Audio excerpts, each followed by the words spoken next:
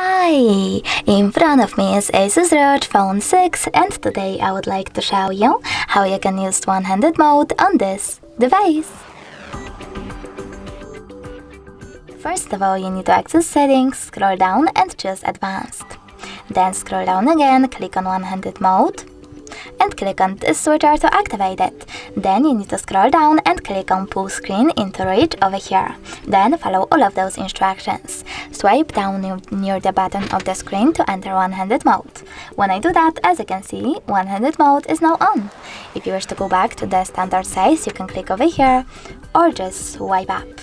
You can also click on this switcher next to one-handed mode shortcut, choose got it, and then access one-handed mode by choosing this shortcut over here. In order to disable one-handed mode, you need to click on one of those switchers. Thanks so much for watching. If you enjoyed this video, don't forget to leave a like, comment, and subscribe. Bye!